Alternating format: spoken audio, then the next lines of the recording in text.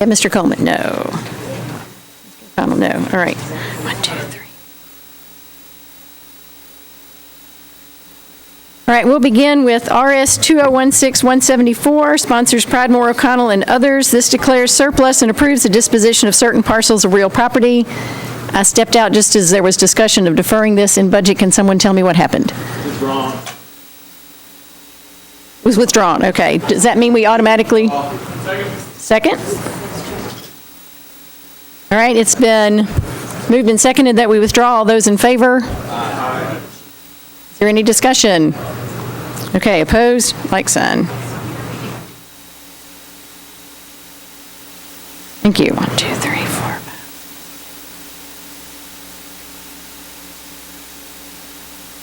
Mr. Bedney. Yeah, is this first legislation the one where the cities provide? We discussed this before, John Cooper? Surplus property? Yes. Yes. So why are we deferring this? I missed that. I missed why we withdrew it in the budget. Mr.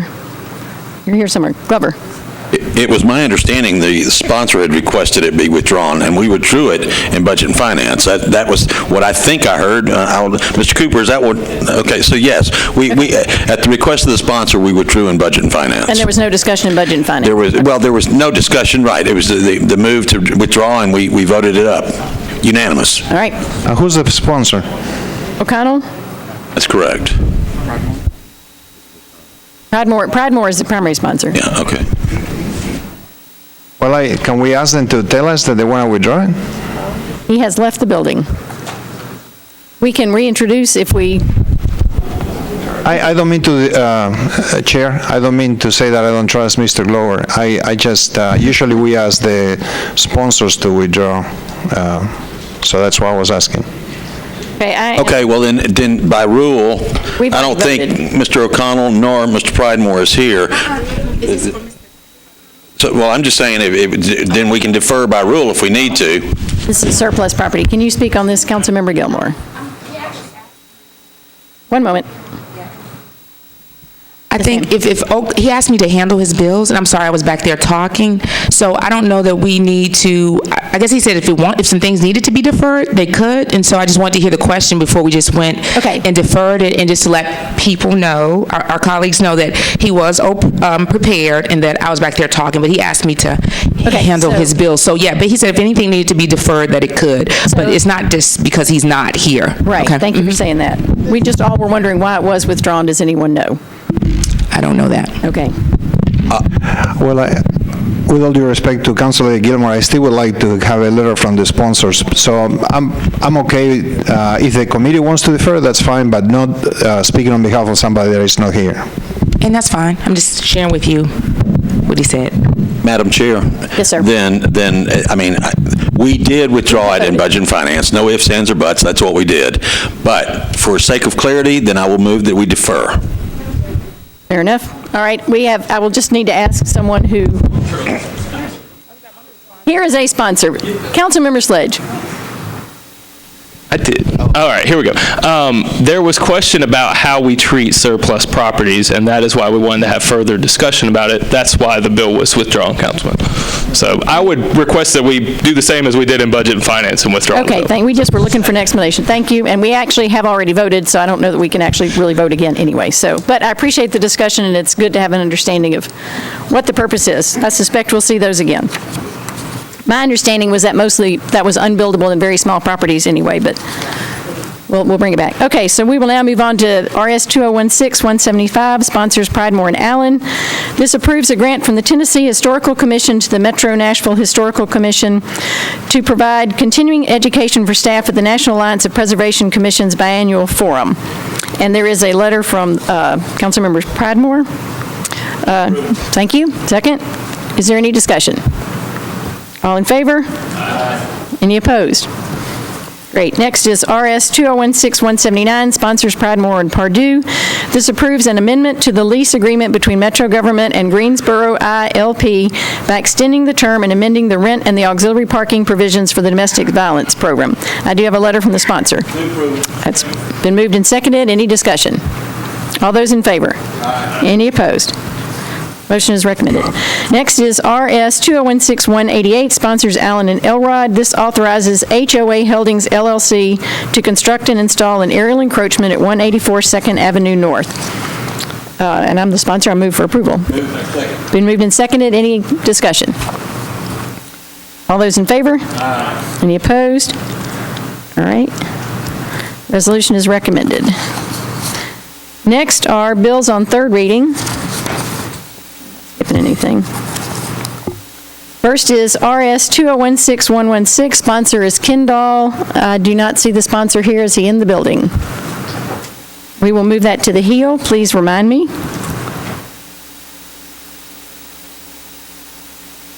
We'll move on to BL 2016-139. Sponsor is Swope. Did he stick around with us? Councilmember Swope, we're on your bill. All right. This approves with conditions. Let's see. This changes 5.43 acres from R40 to SP zoning for property located at 511 Old Hickory Boulevard to permit an assisted care living facility with 68 beds. And the sponsor is here. That's been moved and seconded. I see request to speak from Fabian Bednay. Mina Johnson, is that on this bill, or did I blaze right past you? Okay. Councilmember Bednay.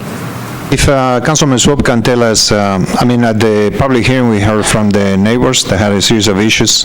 If you could please expand on how you addressed that. I'm sure you did, so just for the record, thank you. Councilmember Swope. I'd be glad to. Thank you, Madam Chair.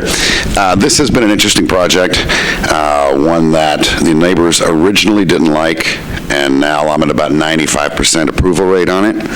Part of that had to do with blasting, which on the third community meeting, they brought a full blasting team to the table, addressed all the neighborhood issues, and the two people that were worried the most about blasting basically have written me letters saying, we have absolutely no concerns with this anymore.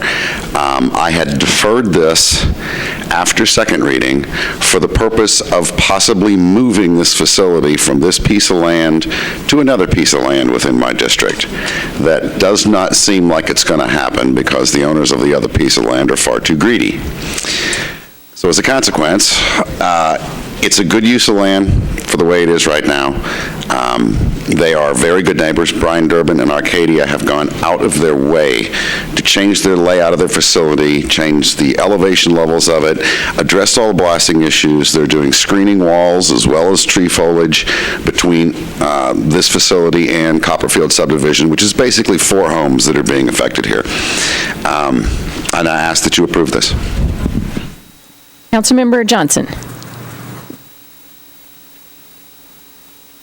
Thank you, Madam Chair. Actually, Councilmember Bednay asked exact same question I wanted to ask, and I would like to thank you, Councilman Swope, for working with the neighbors, and for that explanation, I feel comfortable supporting it. Thank you. Any other questions? All those in favor? Aye. Any opposed? Thank you. It's recommended. And happy birthday to your wife. Okay, we will back up to BL 2016-116. Sponsor is Kendall. I do have a letter from the sponsor. That changes 0.29 acres from IR to RM20A zoning for properties located at 801, 803, and 811 21st Avenue North. And there is a letter to approve. It's been moved and seconded. Are there any questions? Okay, all those in favor? Aye. Any opposed? Bill is recommended. Next, we will move on to BL 2016-140. Sponsors are Vercher and Johnson. This amends 21.61 acres of the Carrollton Station Planned Unit Development Overlay District for property located at 308 Carrollton Station Drive to require the traffic improvements within Metro Public Works December 9, 2004 recommendation. And the sponsor is here. Thank you, Madam Chair. I move for approval. Okay. Been moved and seconded by members on the committee. I do see some members in the queue. Would you like to speak further, or shall I move to the other council members first. Just briefly, this bill, again, is a housekeeping bill. This is an attempt to correct an error from over a decade ago. This simply addresses infrastructure that was never amended to the original PUD for this particular property. Adding the infrastructure does not stop the project from moving forward. This is just simply a housekeeping bill for the viewing audience. Thank you. Councilmember Bedney, did you wish to speak on this? No, sorry, the thing was on. Okay, that's from earlier. Councilmember Glover. Looking for you. There you go. Thank you, Madam Chair. I'm not positive if it's this one or the next one I need to ask this question on, so I'll ask the question and then I'll wait for your guidance. With regards to vesting, does vesting play on the 140 or the 141? I'm going to defer that question to legal people in the room. Mr. Cooper, can you tell us on BL 2016-140, this is Carrollton Station traffic requirements? I think I got you finally. Yes, sir. The vesting issue would actually apply to both bills. Okay. They deal with the same piece of property, two different aspects or two different issues related to that PUD, but the property owner would be vested under both bills. Okay, then, Madam Chair, then I would ask that you indulge my question. Hopefully that we will address both of these with the question. So, if I could, I'd like to hear from our legal counsel, and I'd like to hear from the other side's counsel on what exactly does vesting mean here in their interpretation. I realize this is a court of law that probably decided. And if we pass this, what is the next likely action that would be taken? Did I ask that question clearly enough? Yes. Okay. And I guess to that question, I might add, I'm going to refer to you, Mr. Cooper. Oh, we do have a counsel here. Multitasking. I'll pick on. Also, perhaps in the same question, if we can discuss we had deferred this for the possibility of you can help me with the language here. Can you help me with the question? Can you repeat the question, Councilman? The question is, I would like to hear from both sides. I would like to hear from our side legally on what does vesting mean. I'd like to hear from the other side on if we pass this, what does vesting mean, and what's the likelihood of lawsuits or things of that nature. The Vested Property Rights Act passed in 2014, went into effect January 2015, and essentially states that the zoning mechanisms that are in place at the time that a developer or owner of property gets, in Davidson County, his final site plan, that's it, and we cannot change the rules or pull the rug out from underneath them afterward and alter the zoning plan. They are vested in what their development rights are. In this case, I think it was January 6th that they obtained their final site plan, and the legislation was filed, unfortunately, after that. So they would have, by the statutory enactment, a vested property rights argument. I will simply caution that that statute is a year and 3 months old in Tennessee, which is a blink of the eye, and there is not a lot of court appellate authority construing it, but in terms of the black letter law, they do have an effective Vested Property Rights Act. Okay, and then if the other side is here, I'd just like to hear what the thoughts are with regards to vesting there, please. Would Mr. White like to come up and speak? Chairman, members of the committee, my name is Tom White. I represent the property owner in this case. I want to stress at the front end that I've had nothing but the most pleasant relationship with Council Lady Virtue. She's been very polite to me and me to her. Here's what took place in this property. My client owns the property with respect to the use on the property, as has been stated by both John Cooper and by Mike Jameson. Although there's no case law yet, the black and white law is very clear. There's a vested right in my client's use on the property. And the history is that when my client started moving forward on this project, there was initially a request by Council Lady Virtue to have the site be declared inactive. It's a planned unit development. And it was perfectly obvious that the PUD was active under all the requirements. They had spent more than $100,000. And end of story, the Planning Commission staff and the Planning Commission both clearly stated it's an active site. and people came down to the Planning Commission meeting. It was, as I said, unless I'm not recalling correctly, it was a unanimous vote. It was active. It was perfectly obvious it was active. After that took place, the council lady had a hand in introducing both 1040 and 1041. And if there's one thing they're not housekeeping amendments. Basically, these two bills try to go back and say that the number of units should be decreased to a certain number, and this first bill talks about the public works requirements. The public works requirements that were first enacted were when there were more than twice this many units planned on the site. As the client came back through, they decreased the number to less than half. They went through all the metro departments. All the metro departments said there are lesser requirements because it's basically far lesser density, and on that basis, the client was approved, and as Mike Jamison or John Cooper once said, it came before the planning department in January, and it was approved for a site plan, period.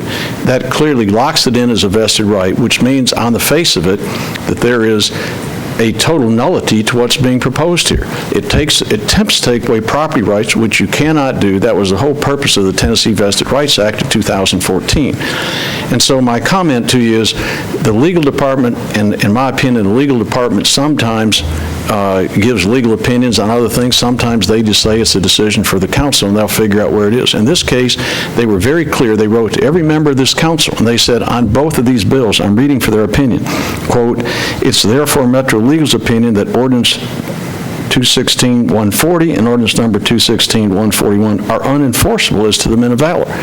So the biggest issue I've had here is it's not going to change anything. The client's out there under construction right now. It's not just that it's an academic vested right, they're under construction.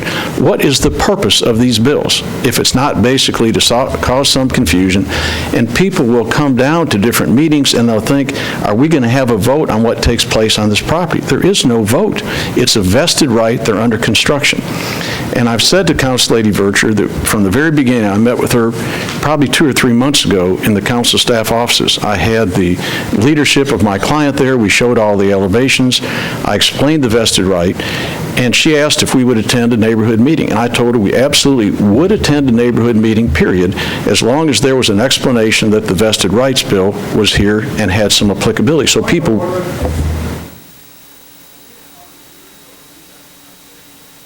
I think that's a point of order. I believe that the technical question about vested rights has been answered.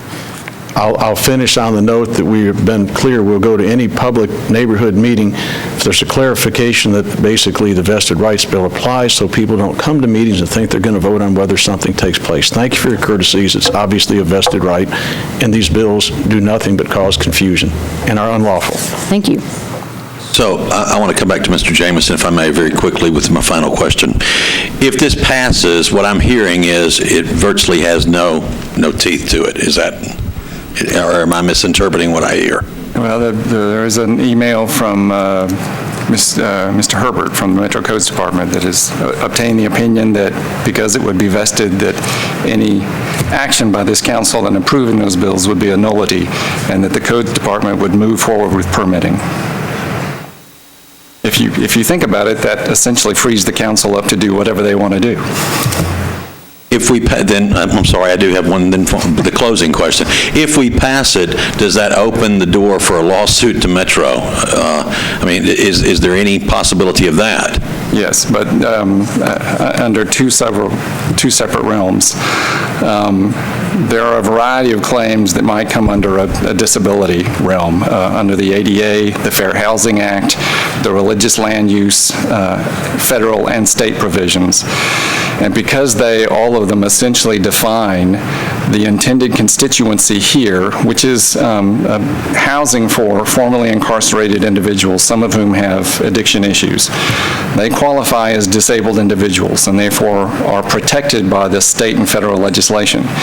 And any action by the local government that even diminishes their housing opportunities, it's not as if you have to just eliminate them, but if you diminish their opportunities, that can be a violation of any of those provisions. And so whether or not we'd be sued, the council did receive a letter from the attorney Larry Crane, who ends the letter stating that he's been authorized to pursue litigation, which suggests to me that he'll file suit. Thank you, Chair. Councilmember Hurt. Thank you, Madam Chair. I'd like for the Planning Commission to let us know why they disapproved both of these bills. Let them speak. Was it because of the previous discussion?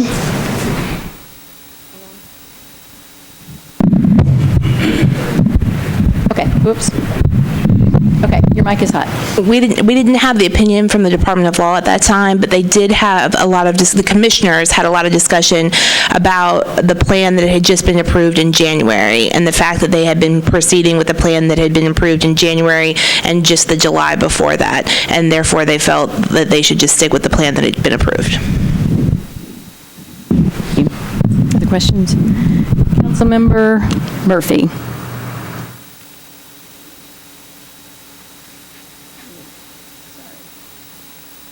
Okay, Councilmember Murphy. I was looking back through the comments and notes or minutes from the staff meeting, and I'm not sure, Chair, who could answer this, but it says that Ms. Farr noted that we can't put the burden on one project when there are 1,000 units coming on board. Could that be explained a little bit further? Are there other projects that are being developed around here that these traffic improvements would be assigned to, or can that just be fleshed out a little bit? Planning. The original PUD was approved for a number of townhomes, 126, I believe, townhomes, as well as 8 single-family units and about 14,000 square feet of non-residential uses. This applicant had decreased the number of units that they wanted to include to 60. There have been other projects that have been approved in the area, and then if a traffic study has been associated with those projects, they would have to do what's in their particular traffic study, not necessarily the requirements here. There are a number of the requirements that have been assigned to the non-residential portion of the PUD that is not yet being requested for development.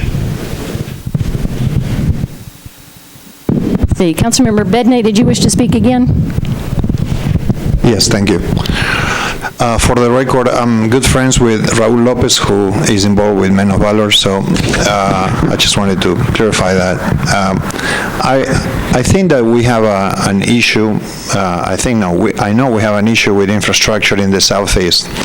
And so I thank Council Lady for bringing that up. I mean, it was for whatever reason, the fact that that wasn't included there creates a hardship with the community. So if as a committee or as a council we are going to vote to against this, then I would like to ask Mike Jamison, how can we create a rider to the legislation to request that the city of Nashville pays the repairs immediately together with that project? I mean, that's a real need that she's talking about. It's not something manufactured, and I think it's important that we, if we are not going to support her in these efforts to get that infrastructure taken care of, that as a city, we dedicate the budget, the funding to do those repairs ourselves. And I think that's exactly what you would do. I would not attach it as a rider to this legislation if the concern is as its viability, but take it up as a separate measure in the capital improvements budget. I think that's precisely an appropriate direction. Thank you. Councilmember Johnson. Thank you, Madam Chair. Just a question. I do understand a vested and unvested argument, but this particular bill, 140, is asking for traffic study. I understand it can be undue burden, but I'm having a hard time understanding this, having traffic study can be interpreted as vested. So could you clarify that? It's actually, it's not asking for the study, and I'm not certain exactly what you're looking at, but it's actually asking for the improvements at the two intersections there. So it's actually asking for those capital inlays, not merely a study. I will note, and not to repeat the analysis, but there is a curious history here that we just have not been able to get to the bottom of. This is a 12-year-old piece of legislation, and it started with a council member, Jason Alexander. In the proposal before the Planning Commission, there was a specific recommendations by the Public Works Department for these two intersections to be addressed for the additional population that was anticipated to be coming in. For reasons that we cannot discern, that did not make it into the final bill. It changed sponsors from Carl Birch to Jason Alexander, or vice versa. We went back and looked at 11 discs of videotape, as did Council Lady Virtue, went back and read minutes, and it is unclear why those recommendations were not included in the final bill, but they weren't. But this legislation does clearly call for more than the study. It calls for re-implementing those two intersection repairs, if you will. And could I ask planning to describe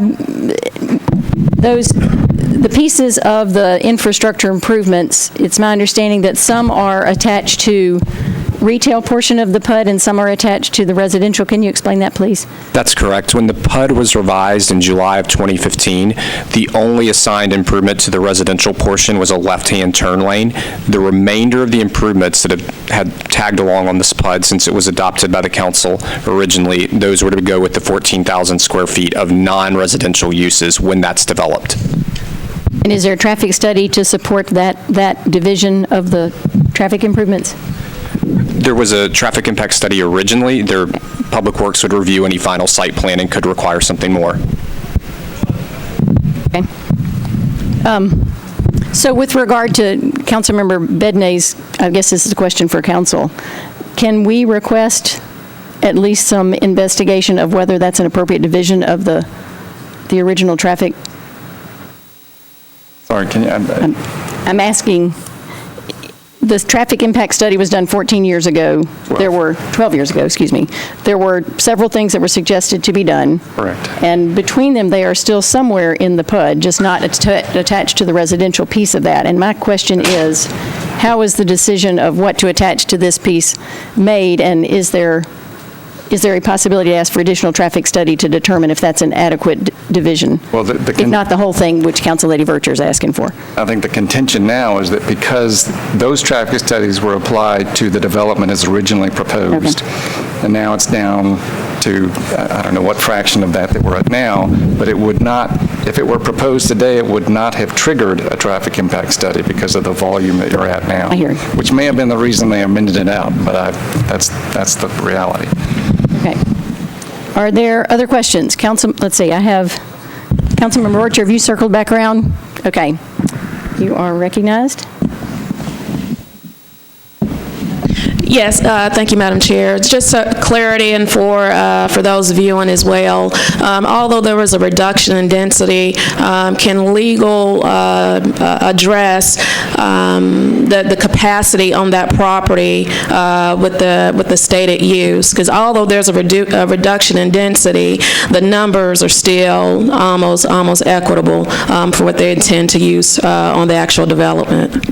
You might get a better perspective from planning, but what I could add to that is, as I understand it, it is appropriate to consider over the span of years of a lengthy development process, if the specific proposal is reduced in volume, but the area has expanded in terms of population, it's appropriate to maintain that requirement for that individual use.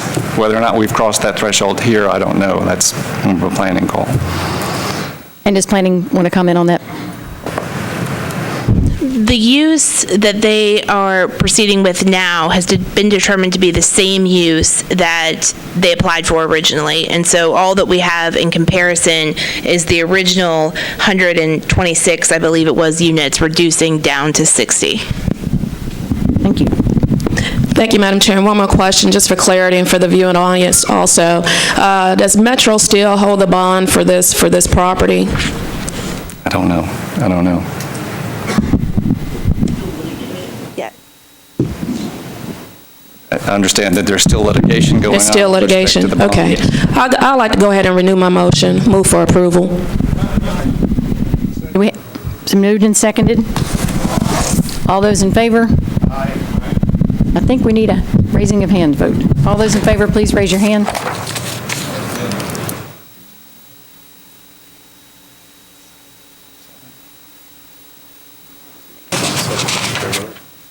Opposed?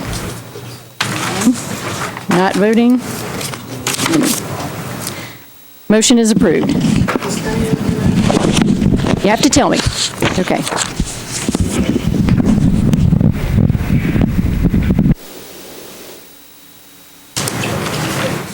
I'll do the math later.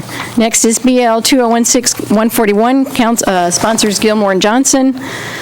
This amends 21.61 acres of the Carrollton Station Plan Unit Development Overlay District for property located at 308 Carrollton Station Drive to permit a total of 30 multifamily units, where 60 were approved per preliminary PUD revision and final site plan. Yes, Councilmember Gilmore. Okay, Madam Chair, this is the first time that I've done this, but I've talked to Mr. Cooper, but I would like to eliminate my name from the bill, but with a brief explanation. I just wanted Mr. Cooper to explain what that would do to the bill, and then I'll come back and explain. Okay, Mr. Cooper. Well, if a sponsor removes his or her name, then basically you go to whoever the next sponsor is on the bill. In that case, it would be Councilmember Karen Johnson. So, I mean, that's really, it takes it down to one sponsor. And that sponsor is not here. Okay, and so that would defer it. Okay, so I just would like to offer a brief explanation, if I may. Yes, please. So, first off, I really want to thank Councilmember Vercher for allowing me to carry the bill. And originally when I did it in good faith, and I really want to help the Antioch community. So I'm a big supporter, and I believe that infrastructure should occur everywhere. However, I was here when we did get sued as a city, and, you know, I'm just looking at it. It's saying that they have vested rights as a state. They're saying that it could be a religious and also a disability. And I was here during that time, and we did get sued for $1 million. And in addition to that, all the council members, it wasn't optional. We had to come and take training. Yes, we had to come and attend the training. So I do want to support the Antioch community, but sometimes when you go forth and you, as an elected official, some people can say you're wishy-washy, but as you find out more information, you have to make a decision. And so therefore, I still support them, but I do think with this bill, I do have some hesitation, and I do want to eliminate my name. But once again, I do thank Councilmember Vercher, and I appreciate her so much, and I did speak to her earlier and share with her that I would for the following reasons, and those are the only reasons for the three that I have shared. And so with that, I just want to share that again. Thank you. Defer by rule. It's been approved. All those in favor? Okay, defer. Thank you for that discussion, and I will just reiterate that we have discussed supporting the council member in her request for capital funds for infrastructure improvements there. I will give you the courtesy of one last time to speak, although that's probably not officially right. Okay. Thank you, Madam Chair. Thank you so much. Wanted to ask the question to legal with the property and the bond still being pending litigation. How does that impact the issuance of permits? It won't. Will it affect the issuance of permits with the bonds being in litigation? No, I don't. And I believe I can get the details on the litigation, but I think that there is an agreement and the bond issuer is paying the money in, and Men of Valor is going to pay some money so that all of the required improvements are completed without Metro being out of pocket any. That's my understanding, but I can get confirmation from the attorney that's handling that case. That would be good for tomorrow night. Thank you very much. Okay, other questions? Thank you for good discussion. Next is BL 2016-144. Sponsor is Kendall. This changes .41 acres from R6 and CS to RM20A zoning for properties located at 410 and 412 36th Avenue North and 36th Avenue North unnumbered north of Charlotte Avenue. I have a letter from the sponsor to approve. Is there a motion? It's been moved and seconded. Any discussion? All those in favor? Any opposed? Motion is recommended. Are there any late items? Planning Committee is adjourned.